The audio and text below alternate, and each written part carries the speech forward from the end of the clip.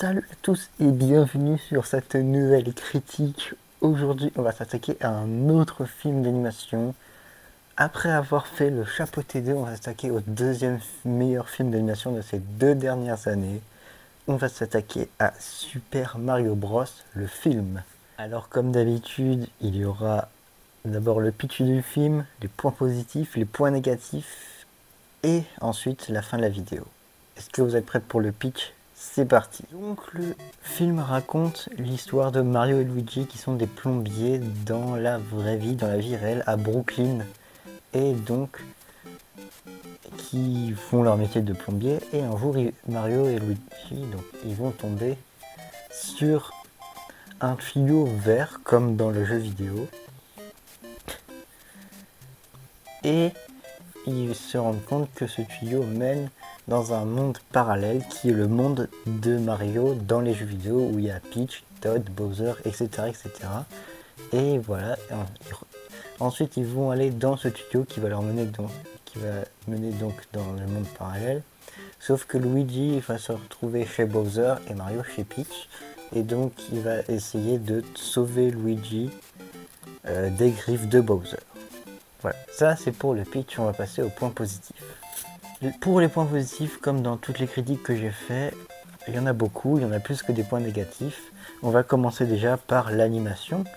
Donc même si ce film est un film qui a été fait par le studio Illumination, qui a fait donc Les Moi Moches et Méchants, les Bad Guys et plein d'autres dessins animés magnifique. L'animation pour un film Mario, pour un film d'animation de Mario, une adaptation de Mario en film d'animation, c'est plutôt bien réussi. Les visages sont plutôt bien faits, les décors aussi, et c'est juste magnifique. En plus de ça, on a un casting en VO qui est incroyable. On a quand même Chris Pratt en Mario, Anya Taylor-Joy en Peach, et Jack Black en Bowser. Donc pour ceux qui ne savent pas, Chris Pratt c'est celui qui a joué dans Les Gardiens de la Galaxie, c'est lui qui fait Star-Lord.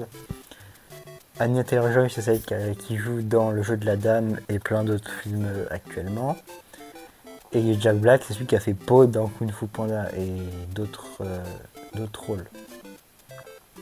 Et donc déjà rien que ces rôles là, ça nous fait quand même casting de bonne qualité en VO, parce qu'en VF je sais pas qui fait les voix de qui. Ensuite on a l'histoire, parce que même si c'est un film pour enfants, donc ce qu'il faut c'est une histoire assez basique, assez simple, pas trop compliquée pour les enfants.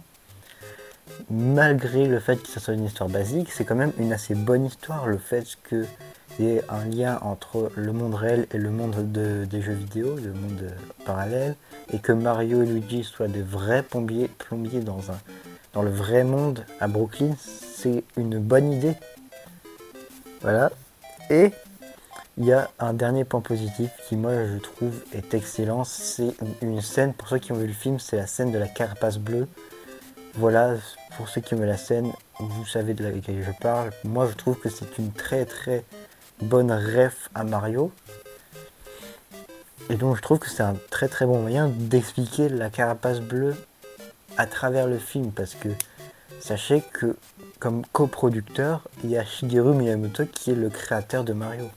Ce qui veut dire qu'il a validé 2-3 idées, ce qui pourrait être le cas pour la carapace bleue. Donc le fait que la carapace bleue soit en fait un Koopa. Donc voilà, on a enfin l'origine, selon le film Mario, de qu'est-ce que c'est la carapace bleue. Voilà, ça c'est pour les points positifs. On va passer aux points négatifs maintenant. Et dans les points négatifs, j'en ai repéré un, c'est que certes, il y a beaucoup de personnages dans le film, mais ils auraient pu faire tous les personnages. Il en manquait 3-4 des personnages. Parce que sans compter les scènes post-génériques que j'ai découvertes hier, il manque 3-4 personnages. Et donc, si le film a réussi à faire tous les personnages, je me demande pourquoi ils n'ont pas réussi à en mettre 3-4 de plus. En plus, c'est... Bon, peut-être une petite apparition, voilà, il y a eu Yoshi. Yoshi, c'est un personnage qu'on n'a pas vu beaucoup dans le film, mais on l'a vu peut-être 2-3 secondes, mais voilà. Sinon, il manquait 3-4 personnages, c'est assez dommage qu'ils aient pas mis tous les personnages. Mais à part ça, le film est très très bon. Voilà, j'espère que cette vidéo vous aura plu. C'était la critique de Super Mario Bros. Le film. J'espère qu'elle vous aura plu. Et n'hésitez pas à me dire si vous voulez d'autres critiques de films, hein, parce qu'il y a beaucoup de films qui sont sortis cette année et qu'il n'y en a pas beaucoup que j'ai vu. Mais si vous voulez d'autres critiques, n'hésitez pas à me le dire. Et sinon, on se retrouve très bientôt. Ciao.